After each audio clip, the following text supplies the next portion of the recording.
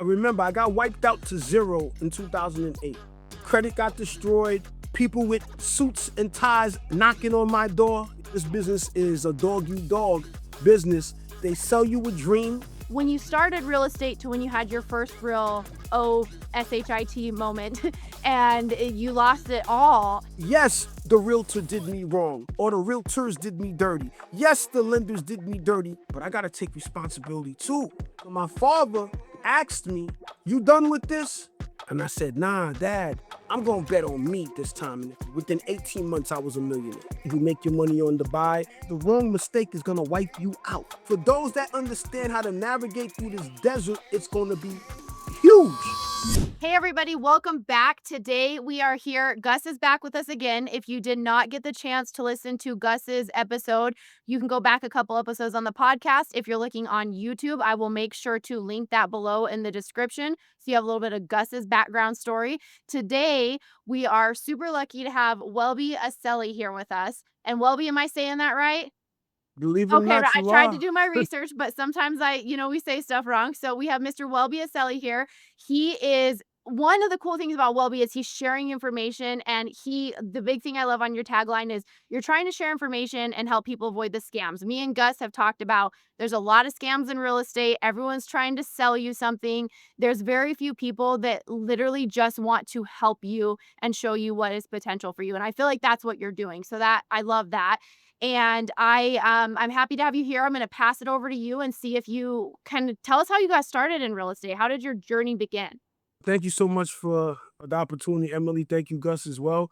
So, for those people that don't know me, my name is Welby Accely, better known as at my best 197 on all social media platforms.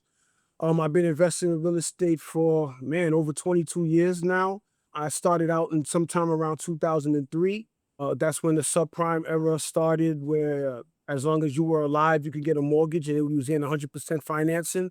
I talk about the good, the bad, the ugly of real estate. I share about how I got wiped out in this business three times in 2008, 2010, and in 2012. And then I talk about the pitfalls of what I've been through, because the majority of people that you'll ever meet in the industry, they've all experienced what I've experienced, if not worse. And I talk about what I had to go through to overcome that to ultimately be where I'm at today. And I teach the people the art of investing in real estate, and why I say that you make your money on the buy, and everything about the real estate business is a flip. So I'm sure we'll get into that in more detail, but that's basically a quick overview of myself. Excellent. And so I like that you're open about that there's these ups, but there's these downs and there's these big downs. And sometimes people don't like to talk about that. So you got started when you started real estate to when you had your first real SHIT moment and you lost it all. What was that leg of the journey like? Once again, like I said, I started out in 2003. And I'm gonna ask you, most investors, most realtors, most people wanting to get into real estate, what do they normally tell a person their first purchase should be? What type of property? I'd say now multifamily, house hack it. No, you're right. You got it right. And so that's what I did. So a lot of the things that a lot of people talk about today, house hacking, multifamily purchases, is nothing new. I was doing that 20 years ago, and then I have other people that I know that were doing that 20 years before that. So a lot of the things that people talk about today, they only put in a different name on it, but it's the same thing. So the first property that I bought was a four-family property, and the issue that I had is I didn't understand acquisition, I didn't understand evaluating, I didn't understand cash flow, I didn't understand management, I didn't understand that you make your money on the buy. I simply thought that it was enough that I had the ability to buy. So I figured that I was able to buy a property, and the realtor represented to me that the property was supposed to perform in a certain manner.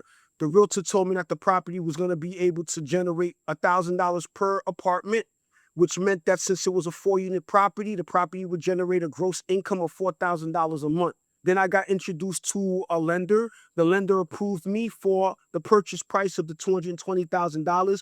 I didn't have to come to the table with a penny, literally. So when you have people talking about buying properties and not having to come out of pocket any money, or it didn't cost them any money, that's nothing new. And there's no such thing as free money, because at the end of the day, I was responsible for $220,000.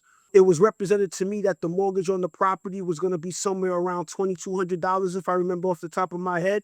And given the fact that it was a 4 unit property, $4,000 meant that after all expenses, paying property management and everything, I'd make somewhere, let's just make a number of $1,400. By the time I end up buying the property, the numbers that the realtor presented to me was incorrect, and the best I could rent out each of the apartments for was $500 a month. That was the best that I can get, which meant that I was making $2,000 in gross income, which meant that I was already negatively cash flowing the property from day one. And then, of course, I kept that property for a handful of years. And then, of course, and I know Gus is going to know the answer. What does not most of the people say that you need to do after you own a property for 2, 3, 4 years? Refi? Gus, refinance, right? So you notice I tell people that everybody went to the same school. So I refinanced. So when I refinanced, most people don't realize that when you're refinancing, your situation doesn't get better, and most of the time gets worse if you started off worse. So what ends up happening? The mortgage went higher. So now a property that was already negatively cash flowing started cash flowing even worse. What ends up happening? I started fighting for my economic life. The property wasn't performing, tenants weren't paying rent, property management was stealing money, making claims of things that needed to be done that wasn't getting done. And then they got to a certain point that I had to make a decision. It was either going to be my economic life or it was going to be that property. So I ended up deciding to essentially stop paying the mortgage. A couple of months later, the property went to foreclosure, and the property that I purchased for $220,000 refinanced 2, 3 years later to $240,000. I lost that property to foreclosure for $60,000. All right, so Welby, I want to ask a few questions, and I think this is an important one for people brand new into real estate, looking to do the same thing that you did on that particular transaction. So, if you don't mind me asking, that was in Atlanta, correct? If I remember correctly. And I lived in Okay. New York All at right, the so you time. were Yeah. investing from a distance. How did you find that real estate agent, and what made you go with that particular one at that time? Well, I got introduced to the realtor because that realtor sold a friend of mine their home. But my friend moved there with his wife to live. I got caught up with, once again, what a lot of people were getting caught up with in the last 2, 3, 5 years. I bought a property out of state because I figured that it was quote unquote cheaper. And you don't realize that there is no such thing as cheap real estate in America. Everything is relative to the environment that you invest in. So I thought that a property that would have sold in New York at the time for $1 million, I was able to buy for $220,000. It meant that I was actually getting a deal when in fact it wasn't a deal. I was buying what the property was worth relative to the environment that I was investing in. So when I got introduced with the realtor, I didn't understand, like I said, proper acquisition or evaluating. So all I did was I just got blindly led by the realtor. The realtor told me this is what it is. I didn't know the proper questions to ask so I could verify what they claimed. The mortgage lender told me XYZ. I didn't understand how do I fact check what they were claiming to me as well in relations to the property. So what they did is essentially they saw a sucker and they saw an opportunity and they took advantage of me. And that's what happens to the majority of people that enter this business. You're the next sucker that they were looking for. They sell you a dream. You think that because you did quick YouTube university or watched a couple of podcasts, you understand the business. But no, this business is a dog eat dog business. And you need to understand what you're doing before you go out there and start diving into it No, head first. 100%. I totally agree with you. And I'm gonna stay here for a little bit because I think, I've heard your story, a lot of times. And with this part, I think is very important. So with that real estate agent, I know they were introduced to you as a referral. They helped someone else buy their primary home. Did they have knowledge of investing, supposedly, but don't know 100% sure? Is that correct? It's very rare that you can meet a realtor and represent that you're looking for a investor friendly realtor and the realtor will put their hands down and say that they're No, not qualified. 100%. Now, was that real estate Oh, agent the same person that introduced you to the property management and to the lender? yes to the lender and then also the Okay. contractor. for the work that was being done. As far as the property management, that was found Okay. after the fact. So I'm trying to draw a picture here for people who are watching this, especially the newbies who are looking to find that particular agent. And this Welby was referred by a friend that they closed a house with them. Now, I'm assuming that house was a single family house. Though that they sold, my friend was a single Correct. family. So, right then and there, a single family house, a Welby's getting into investing. Welby's from a distance. Welby's already pre-qualified. Welby is not knowledgeable at this particular time about real estate. And that real estate agent, and Emily, we could speak to this as far as being real estate agents. There's some real estate agents that are just looking to, get a check at the end of the day. Not some real estate agents. We can be frank about it. The majority is exactly that. The majority of the real estate agents out here are not successful. And The majority are not. They'll be lucky if they sold one property, maybe two for the year. Most of them will never sell any at all. The real problem with the entire situation ultimately falls on you, the buyer. So ultimately, it is so important that you understand the gist of this business, because you need to be able to fact check what it is that is being presented to you. The thing is that real estate is going to be the largest purchase of an American's life, the majority of Americans' life. Let's be frank about it. Most people in America are not going to accomplish a huge level of success in real estate. That's just the reality. Most people are not going to own a bunch of properties like I own today. Most people are not going to generate the kind of money I'm generating today, Gus is generating today, right? That's just the truth. So most people are going to tie their family's wealth into the property that they purchase, and that's going to be long-term wise, right? So you're asking people that aren't financially savvy to make life-altering decisions, and then you're depending on people that are in this industry, like the lenders, like the realtors, like the contractors, that are also licensed, by the way. So having a license is like a big building, what do you call that, bulletin board to someone, but it doesn't represent the truth. So you imagine you have somebody that's an attorney that represents you as a real estate attorney, and they're licensed. And you would like to believe that they are an expert in this business, and they're not. You would like to believe that a contractor, because they know how to build or reconstruct a bathroom, that they understand the mindset of an investor. They don't.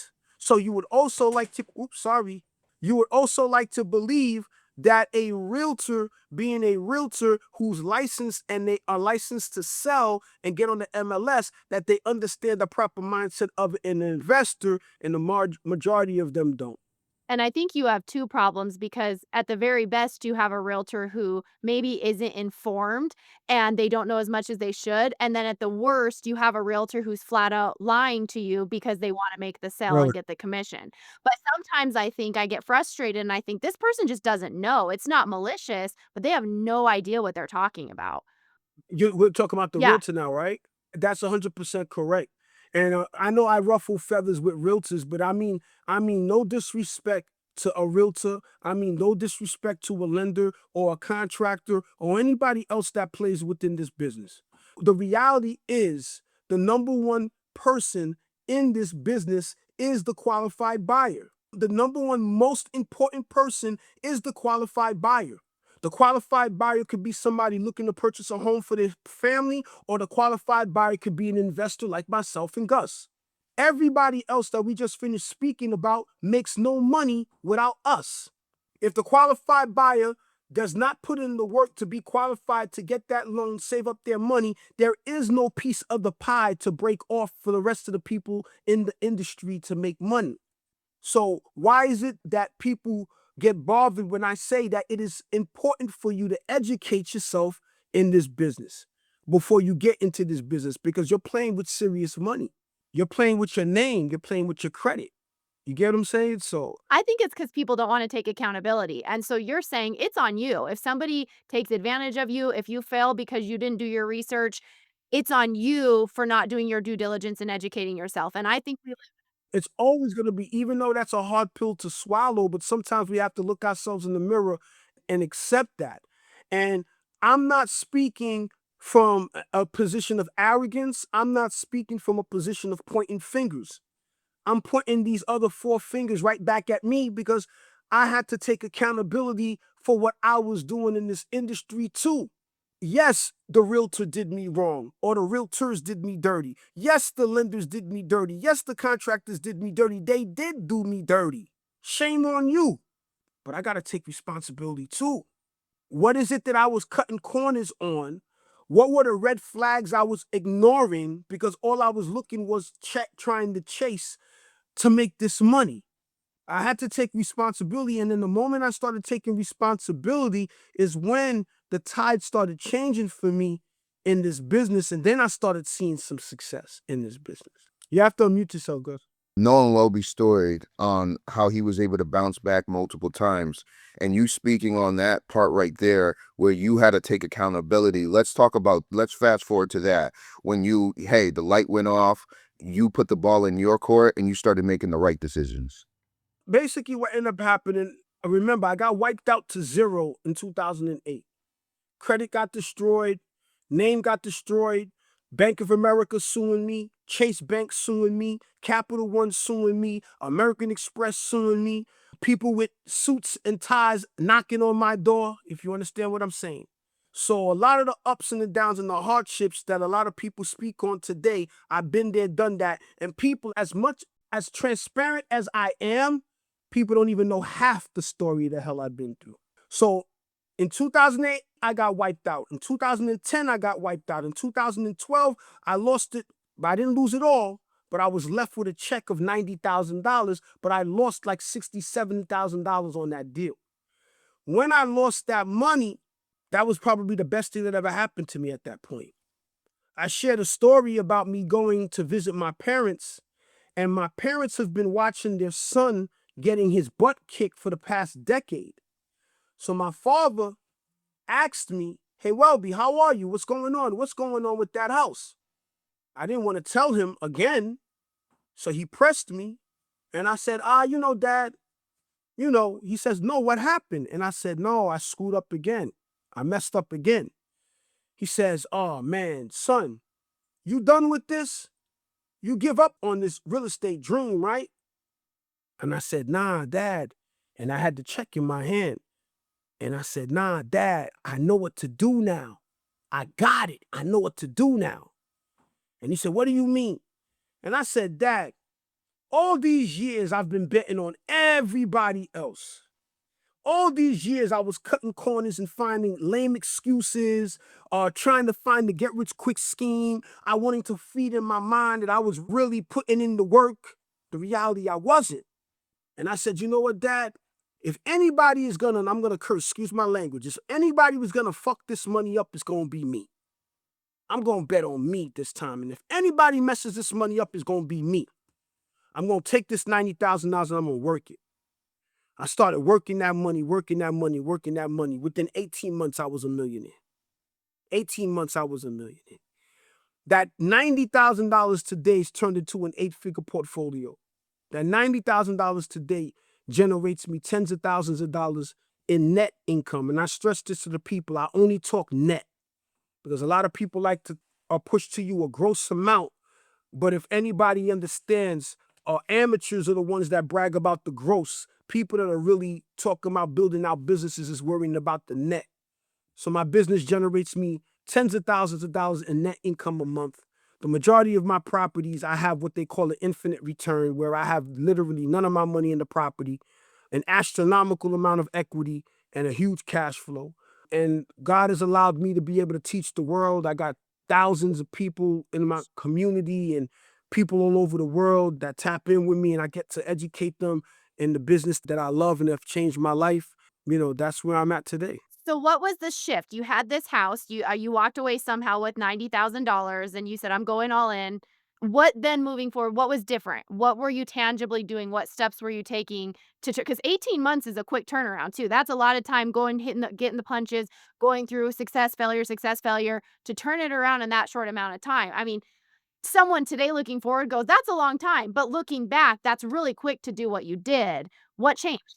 This is why mentorship is so important. But unfortunately, people tainted the importance of a mentorship with a lot of these gurus or these fake whomever stealing money from people.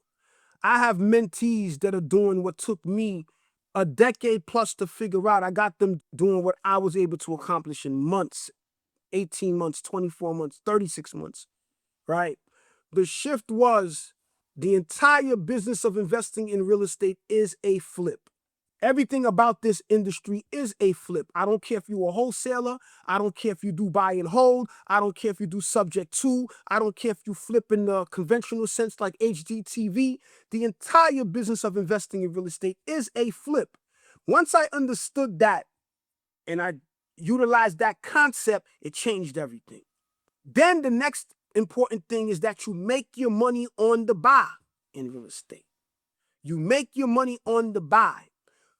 Too many times people are buying, building the plane in the air. They're building their plane in the air, trying to figure it out in the air, or they're jumping out of the plane with the parachute, trying to strap on the parachute while they're coming down. You make your money on the buy. Buying it right is your parachute. The buying it right gives you the entire explanation as to what you're going to do with that property or not. Buying it right allows you to evaluate the property to determine if it's going to be a flip and it's a buy box for your business model, or is it going to be a cash flow and asset, and what are you expecting and projecting to make off of this property even before you own it. When I started understanding that, man, I was doing 20, 30 flips a year. 20, 30 flips a year, averaging 75,000 net income. Do your own math. Then I started learning, forget about the 20 to 30 because you have other people talking they do 300. Who cares? Because a lot of people were focusing on the quantity when it's really what's most important is the quality. So I started making sure I focus on the quality of the deals that I do, the quality of the flips that I do in terms of buying the fix to force appreciate, to sell and make profit, and also in terms of the quality of the purchases that I'm making in terms of the rentals that I'm purchasing and buying for cash flow and stuff like that. So once I started understanding that foundationally, fundamentally, it works everywhere in this country.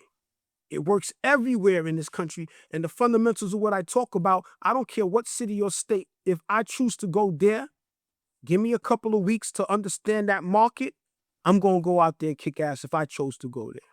And Welby, I think that's a good segue into, correct me if I'm wrong, you reside in New York, and your choice as far as where you predominantly invest would be Connecticut.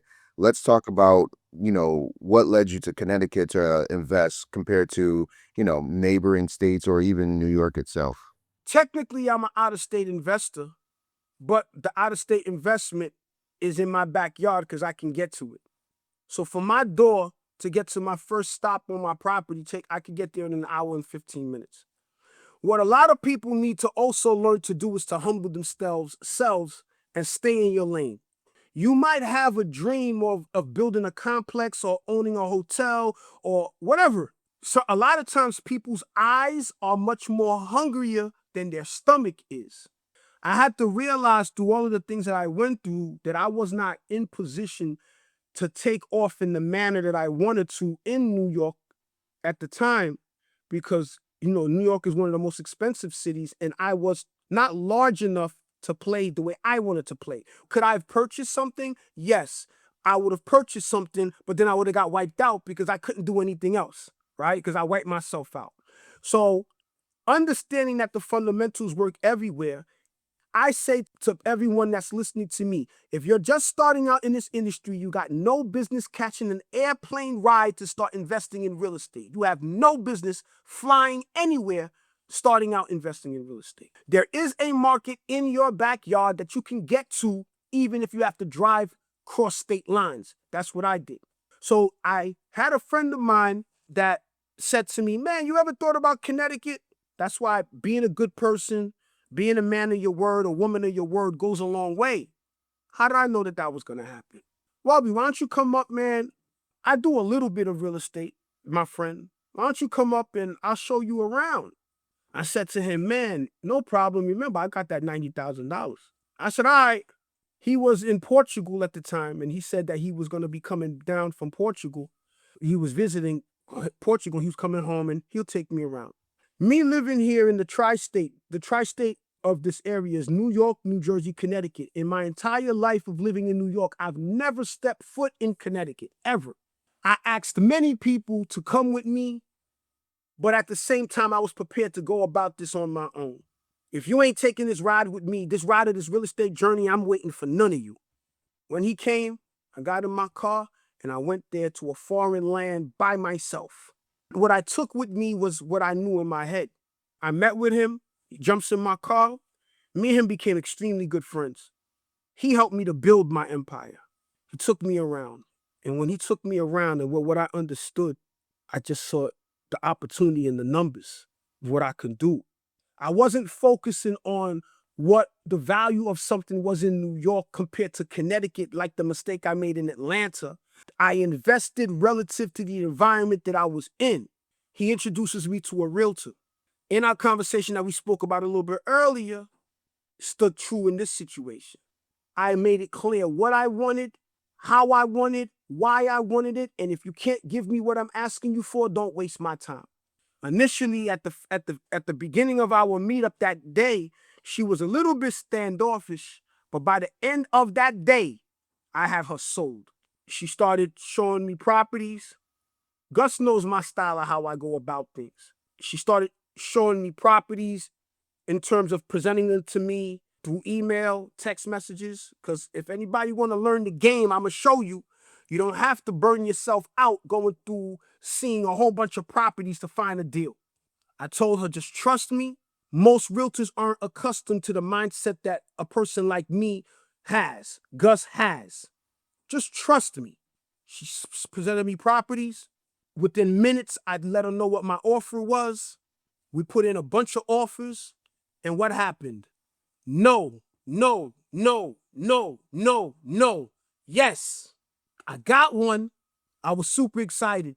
The same gentleman that introduced me and brought me there wanted to be in real estate and scale up, but he was doing a little bit of work, but he understood construction and stuff like that. So I brought him in with me.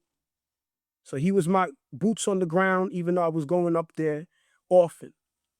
I bought that property, renovated that property, put that property back on the market, sold that property, got my $90,000 back, paid the lenders, paid the realtor and everything, and I was left with a little over $25,000. It might as well have been 25 million. Because what did I do? And I proved to myself that I can do it. I proved to myself that I can do it. So, okay, Welby, do it again. So I did the same thing again. Now the realtor became a believer because why? I'm putting in my office. I look like a crazy man. I finally got one accepted. She made money with me. I renovated that property. And then who got the property back to sell? She did. All you got to do is do it one time with the realtor. You make them a believer. They're going to pick up your phone call every time after that. Then with her, I made a bunch of money, did a bunch of properties. Then I started meeting other realtors because they started hearing my name going around and that realtors and stuff like that, the contractors. And then I just kept going. By that point, I realized that you are only as good as the last flip that you do. So even though I was making the money I was making, if there was no more flips, there'd be no more money. So now if your lifestyle is getting nicer, you're spending some money, you're not careful, things in the market shift, this is when you end up losing everything. So then that's when I had to start shifting to then start building up a portfolio that would start generating me income. And so you're flipping, you're kind of getting your foundation. You have the cash, you're building up the reserves, you want to start investing. Now it looks like you're still buying, when I look at your Instagram, you're still buying distressed properties to add value. I have no interest in anybody's turnkey Okay, so property. only value add. Only value adds. I have zero interest in anybody's turnkey property unless it's a situation that the person is in a really bad, dire situation. They need to do a fire sale, which people is on its way, 2026, 2027.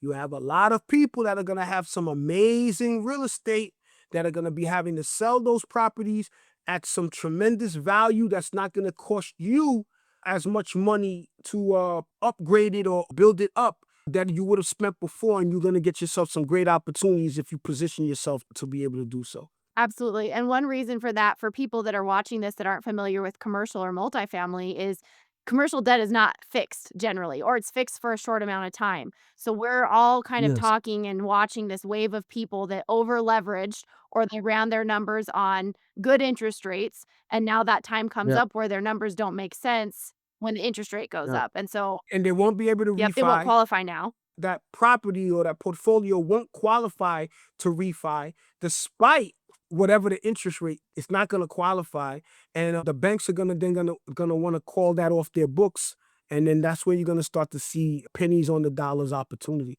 And Gus is helping me out too with some of these finding some of these deals too. So So Willie, I do want to go ahead and ask you a question. So you're flipping, and at this particular time when you're flipping, are you still renting or do you own a home? And the second part of that question would be, if you weren't owning a home yet, did you end up buying your home before you brought your first investment property, which you kept? yes, I was renting.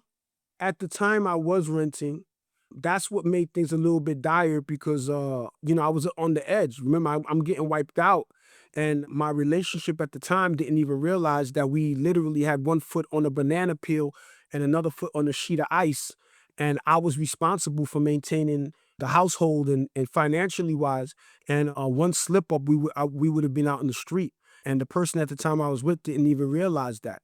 But then me going through all of the things I was going through, it got to a certain point that I still wasn't a believer in real estate yet, but I still knew the importance of having your own. So I did end up buying my own home. Actually, this is one of my home now that I'm in now. I ended up did buying a home. I had a mortgage on it, but I bought it very strategic. Even though it was a move-in condition home, it was a value-added home in an amazing area. Today, the property is worth well over $1 million+ and it's paid for. I don't have a mortgage on it, and I was able to pay it off in under a decade, which that blew my mind too. That I was even going through everything that I've been through, that didn't even be able to say that. But yeah, but my home is paid for. So you purchased that home before you started buying the investment properties, the long-term holds. Oh yeah, yeah, yeah, yeah, yeah, yeah, yeah. I was flipping already at Gotcha. that point. And the reason why I bring that question, I get a lot of people that come up to me. They're in situations where they may have a significant other, or they may have already had a family started, and they're like, house hacking can't, doesn't work for me. What I'll do is continue renting, and I'll buy, an investment property. So, what are your thoughts on that? Someone who may have a family and them starting. The thing is that there is not a cookie cutter response to what one individual needs to do. Whenever anybody speaks to me or they book a consultation with me or anything like that, I like to talk from the macro point of what you would want. What does that look like? And then reverse engineer it to the micro point of where you at. So now, if your ultimate goal is you just simply want to have a home for your wife and your kids and stuff like that, there's nothing wrong with that. You might be happy gainfully employed, or you might not be happy gainfully employed. You just like, you grind it out and you just want a place for you and your wife and your kids or whatever. So be it. There's nothing wrong with that. But then now on the flip side, people have this love affair with entrepreneurship because of the way it looks and appears. So now if you're telling me you want rentals, what do you want rentals for? Oh, I want rentals because I want passive income. Why do you want passive income? Oh, I want passive income because I want to quit my job. Okay, cool. You want to quit your job. How much money is it that you're making? But and you peel the onion, peel the onion, peel the onion back. You start to realize what you're doing today is never going to get you to there. So if it makes sense for you to continue renting and you can be disciplined enough to continue renting so that that's going to ultimately assist you to get that, then that's what you need to do. If it makes better sense for you to not buy a car and to continue taking public transportation because that's going to get you there, then that's what you need to do. But a cookie cutter response to you should house hack. No, you should buy a multifamily first. No, you should buy yourself a commercial. That's wrong. That's wrong because everybody's path is different. You need to be clear on what you want to do, reverse engineer it to where you at now, and then start to build the foundation to get you there. That's great. I think sometimes there's a coach that has a program, and then everybody thinks, I got to do it this way. And they try to fit themselves into a box that doesn't work for their life. It's different if you're starting, if you have no family and no partner, and you're 19 versus you have a family when you're trying to get going. Or sometimes people to rent is great because then their debt to income ratios look a certain way and it's better. Sometimes a house hack is better. It depends on your market. I think that sometimes people feel like they have to do it one way. And it's nice to hear somebody who's so advanced and experienced say, no, like what worked for me might not be the path for you. Just take the pieces that work for your journey. That's why, humbly speaking, I'm really the hottest brother out here. I'm saying this for real. You want to know why? Because what I'm speaking to you, I'm not speaking in theory. I'm not speaking in clickbait. I'm speaking in the real world of what it is out here. Here's the thing. If somebody knows how to drive a truck and they have their CDL license, there's a certain way that you have to drive. There's a fundamental way that you have to drive to move that truck. You agree or you disagree? If I were to put a blinder on that driver and drop him off in Atlanta, will he be able to move that damn truck?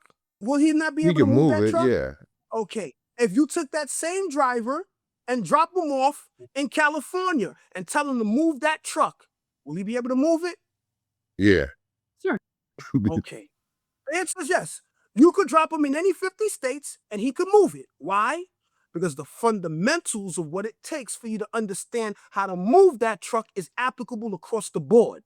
So if you understand the way I'm showing you this game, I don't care what you doing. I don't care if you want a house hack. I don't care if you want to flip. I don't care if you want a subject to. I don't care if you want to buy and hold. I don't care if you want to buy land. I don't care if you want to build new construction. I guarantee you, how I'm going to show you how to get to this is going to be applicable to you, but it's going to be applicable to you and your individual circumstances. But here's another thing that a lot of people don't speak about. You might realize that after having a real heart to heart, logical conversation, that what you thought you wanted isn't what you wanted. Or you might realize the position that you thought you were in, you ain't ready yet. Either way you look at it, you won.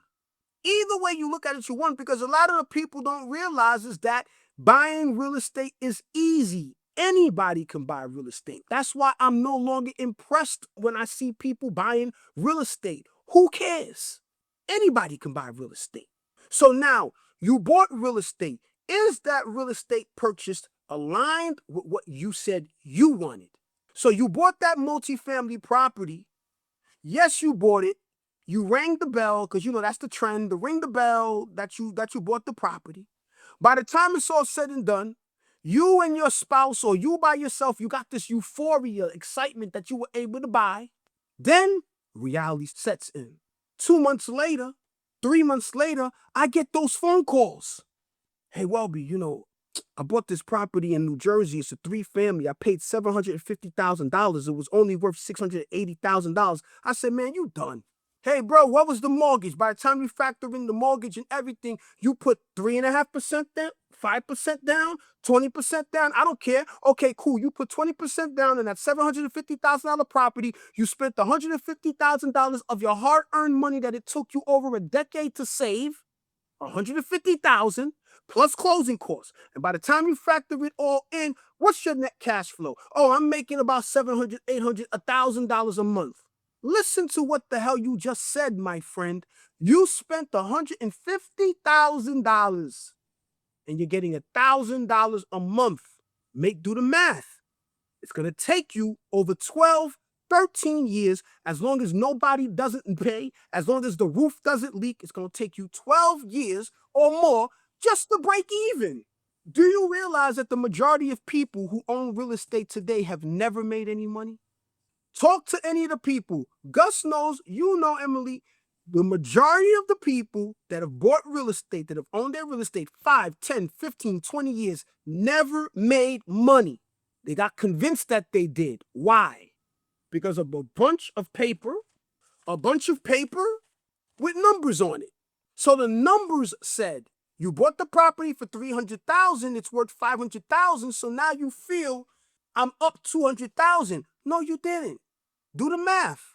Your mortgage is XYZ, insurance taxes is XYZ, multiply that and divide it, and you'll realize by the time it was all said and done, that equity that you think you increased got wiped out because you already spent all the money. So even if you were to sell, what happens? All you're doing is, if you're lucky, you're breaking even, but you feel like you did. You understand? So most people never made money owning real estate ever. When I started accepting these hard conversations and realizing that, is when my game changed, my approach changed. My approach of, I'm putting my money in this property, what's the way that I can get my money back and then have the tenant service the debt? Now I have none of my money in the property. The tenant is servicing the debt. The surplus is profit, real profit. The equity that I'm seeing in the property is real equity because I'm not the one servicing the debt. So when and if I decide to sell, that surplus is real profit. These are the hard conversations, and this is where my passion comes from, where you and I could be speaking and we're talking about something else and you could barely hear me speak. I'm like quiet like a church mouse. And then when we talking about this, I get turned up because we don't have the room in 2026, 27, 28 that we had in 20, 21, 22 to play the games that people were playing. We don't have that room in this market because the wrong mistake is going to wipe you out. So when Welby brings up those examples as far as giving people, the truth, I've been witness to a degree as far as conversations that were held with that I overheard. And those people come back to me and they're like, yo, Welby just let me know this, that, and the third. Yo, I did the numbers. My numbers ain't penning out like I thought they were. I'm like, I mean, bro, I've been telling you, but I guess it takes Welby to go ahead and tell you the same exact thing. But to be able to, have that opportunity to talk to him and for them to realize, yo, this way we've been told that works doesn't actually make money. To me, that's a blessing in disguise, especially with his popularity across social media, for him to be able to break it down for them. And I think they hear you when you give that message. Thank you, brother. Like you said, I think it's getting harder. I think you're talking historically, people think they're doing okay and they're not, if you look at your numbers and you know how to do the math. But even as we move forward, I think that it's harder and harder to make money in real estate. It is. What do either new beginning investors or people that want to be getting into investing, what do they need to be looking out for? How do they need to be entering the game where they're not bamboozled, they think they're making money, and at the end of the day, they're not, and they're just working and working for nothing? They need to join my Flips of Profits community. That's what they need to do. They need to join my community. They need to be amongst a family, a group of people that really does care about them, really does care about, even if it hurts your feelings, telling you the truth. I'd much rather be told the truth than to receive a sweet lie. They need to be prepared and educate themselves, and what to look out for is learn the business, learn how to identify a deal or not. Learn how to properly evaluate. Learn how to have a clear exit strategy. That's what I would tell them. What you're not willing to invest, and I don't work for free for nobody. I don't work for free for nobody. Let's not make no mistake. I made my money and I make my money in real estate. Do I make my money online, platforms and stuff like that? Absolute. Why should I not be able to? If somebody cuts hair, should he only cut hair? He shouldn't sell hair products, right? If you're a mechanic, you only supposed to pump gas. You're not supposed to be able to change transmission. That doesn't make no sense, right? But make no mistake, I make my money and I made my money and I'm still making my money in real estate. What you're not willing to invest in your education, I guarantee you're going to lose it 20 to 30 times more outside. I speak to these people every day, every day. We're in 2026. I think I mentioned to you, Gus, the opportunities are going to be massive for the people that are preparing themselves. The market is not going to be as in abundance as what people were expecting, but for those that understand how to navigate through this desert, it's going to be huge. My DMs, my text messages, my emails have been exploding since 2026 started, and we're only in a handful of days. The fear that's happening now, the realization that people are saying, my employment is not going to be enough. I'm not telling nobody to quit their job. You better keep your job. But the employment is not going to be enough. So they got to do something else. So a lot of people now are realizing, here's why I love real estate. I don't care how bad it gets. I don't care what type of business models that are out here. I don't care what things people are pumping. One thing I can guarantee you, everybody is looking to sleep with a roof over their head, no matter what they're doing. You either choose to own where you live or that you have investments that supplement where you live, even if you're renting, or you're going to be renting from somebody like me. Whatever you want is cool with me. Whatever vessel that you choose, crypto, Bitcoin, you name it, I guarantee you that person is looking to have a roof over their head when it's time to go to sleep. That's why real estate, I love real estate. That's why I love real estate. So that's my take on it. So, Welby, as far as we do real estate, we're entrepreneurs to a degree. A lot of conversations I'm letting, up and coming entrepreneurs, no matter what their avenue, but especially in the real estate realm, especially the ones that are looking to be investors or real estate agents, is making it known what you do. And that's getting out there on social media, getting out there, speaking with people, with the popularity that you have on social media. Would you say that some of your opportunities as far as being able to buy real estate has come from social media by you putting it out there? I've had some massive opportunities because of real estate. One of my deals I made, it's pushing a year now. I made over $300,000 profit net. I got that opportunity from an attorney that watched me, never spoke to this person, and reached out to me and was like, I've been watching you a long time. I just love what you say, and I wanted to see if you'd be interested in that. And I'm so humbled by that because I was humbled by that opportunity. Once it was presented to me, I knew it was a deal, and I offered them all cash for it. We closed. It took longer than we wanted to because of the situation, but we closed, and I was able to make over $300,000 on that deal. And that was because of that, and I've had some other opportunities too. But then of course too, I'm outside and, I do like all of what Gus, you're doing as well. I look on the MLS every day. I put feelers out and stuff like that. But it's definitely much slowed up. I'm not exempt to that experiencing that, but thank God that I did the work in terms of the cash flows that I generate. So thank God I did put in that work that, I'm fine. And just one more thing I would say on that is, speaking with people, they're scared to throw themselves out there. I mean, hey, man, closed mouths don't get fed. You just heard Welby. I know he's on a, bigger level when it comes to social media.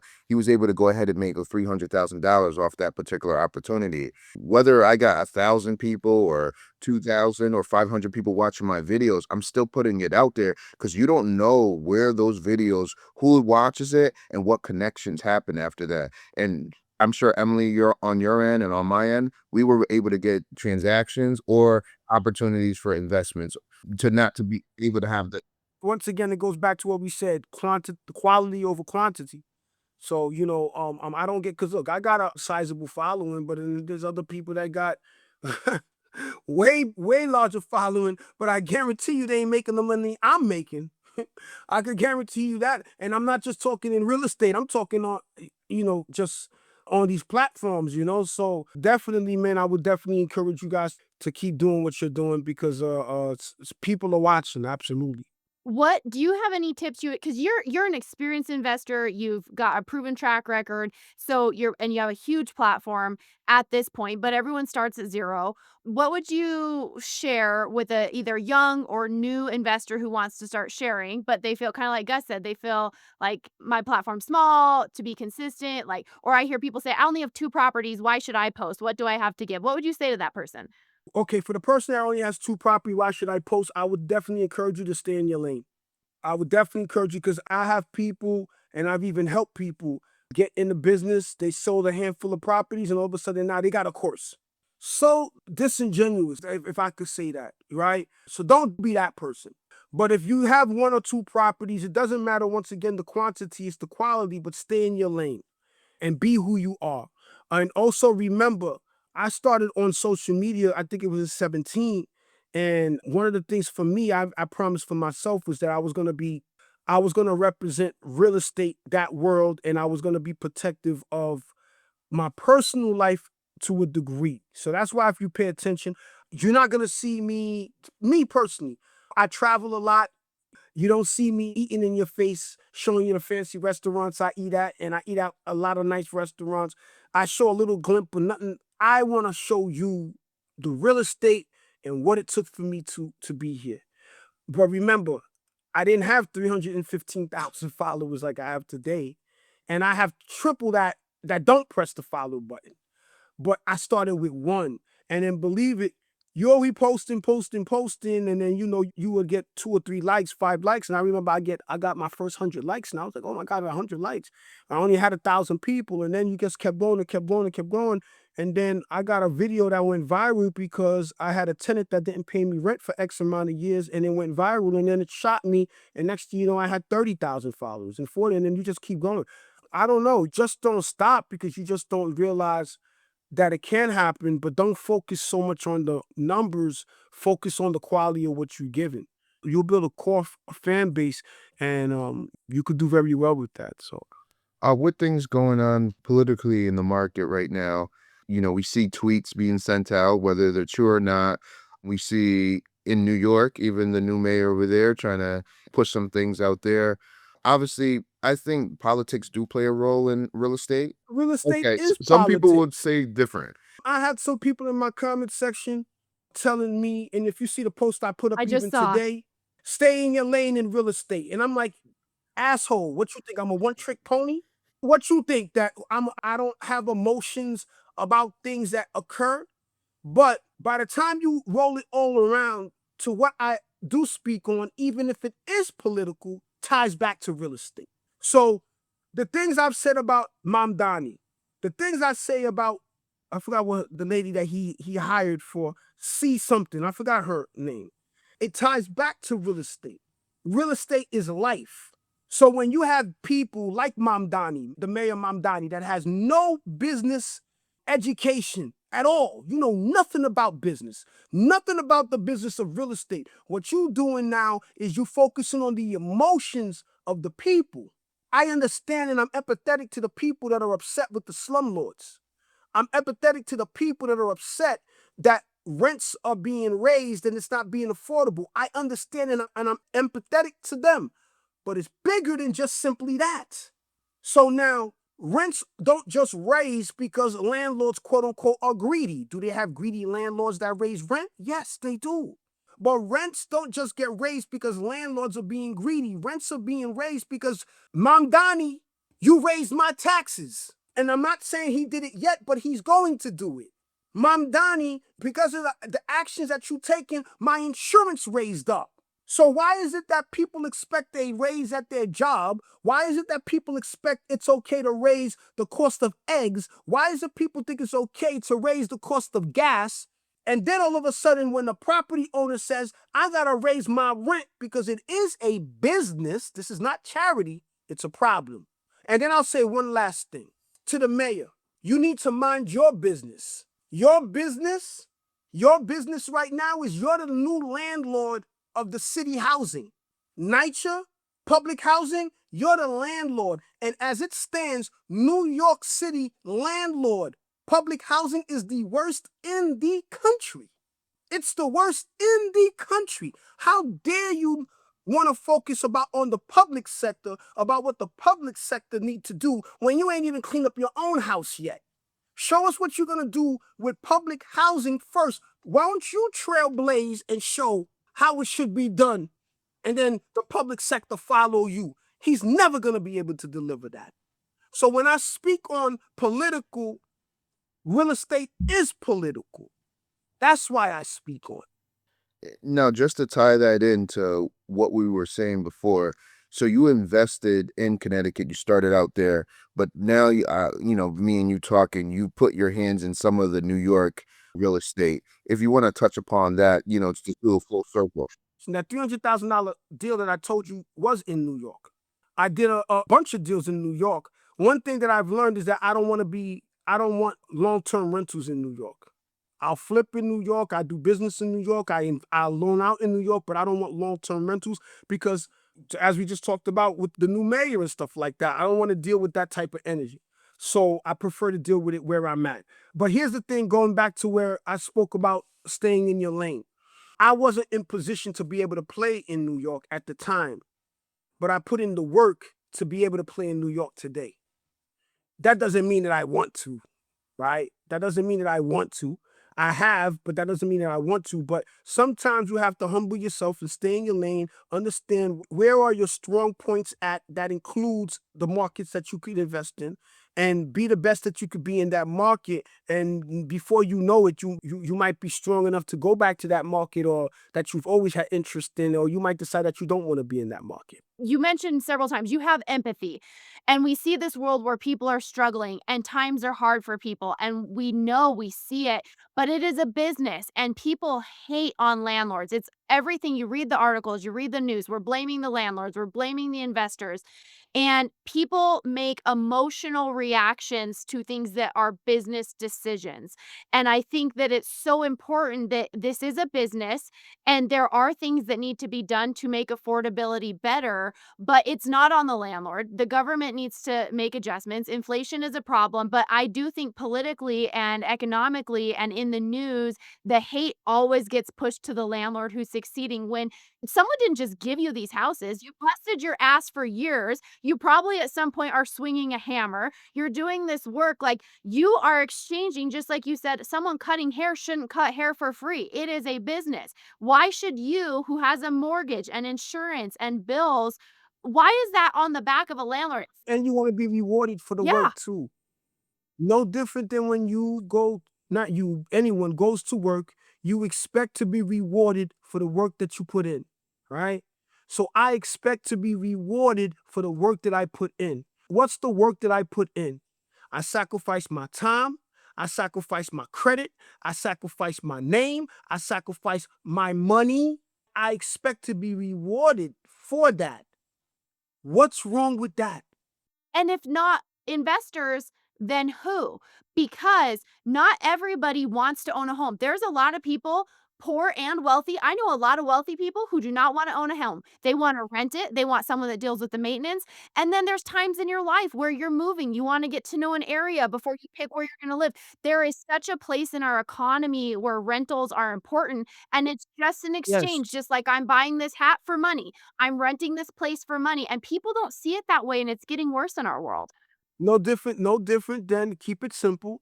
I get it. I like to go to my barber every week. I don't want to cut my hair. He's not going to cut my hair for free. He wants to be rewarded for doing so.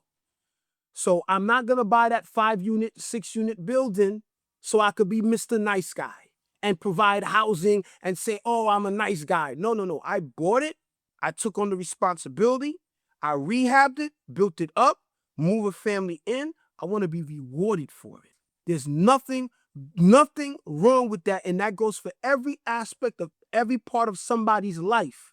But for some reason, when it comes to a landlord now, how dare you making money? You're making money off of housing.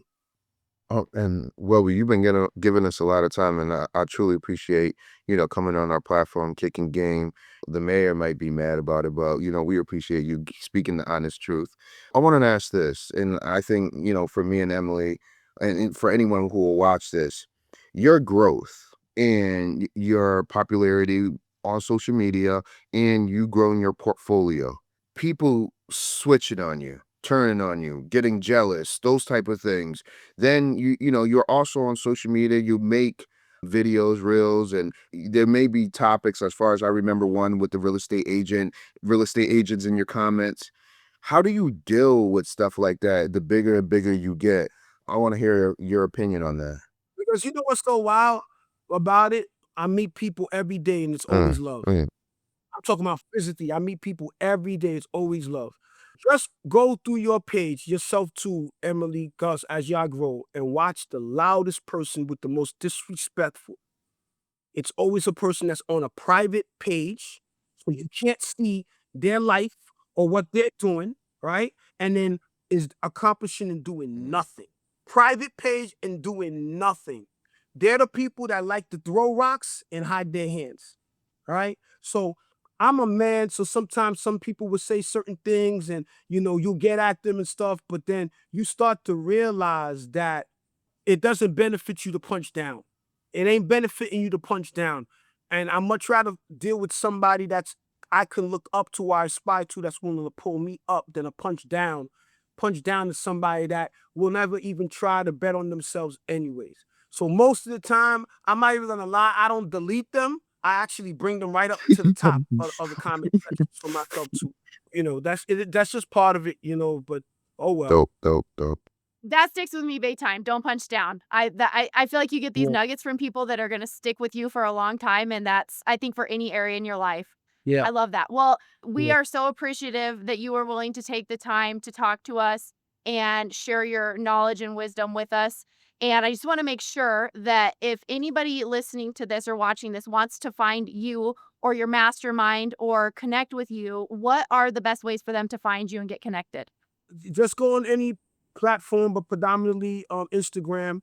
It's gonna be at my best, Apple Thomas Mary Yankee, BEST 197. Just go on at my best 197 and you'll find me. You could always book a consultation with me. I mean, we could have a one-on-one Zoom call or a phone call, and I could break down either your current situation or what your long-term goals are. And I would also encourage people, if you're looking for a family, a true family, I got the hottest thing out here moving, man. The Flips to Profits family, and just come and join us. Gus will tell you, man, it's a really powerful family. Everybody that joins it gets my direct personal phone number, direct access to me, and I want to be a part of your journey. The next mentorship training is going to be announced very soon, so it usually sells out very quickly. So I would announce it. When I do announce it, it's going to be a rental mentorship. I'm going to be breaking down to everybody how is it that I was able to build up a rental portfolio from 90,000 to an 8-figure portfolio that generates me tens of thousands of dollars in net income. And I'm going to be breaking that down in this rental class. It's going to be something that nobody's done before as far as the educational piece of that. And that's going to be going down very soon. And it'll be an honor to work with whomever. So just go on my Instagram, social media, reach out, or you could click the link in my bio on Instagram and book a consultation. And, I'm here to help you.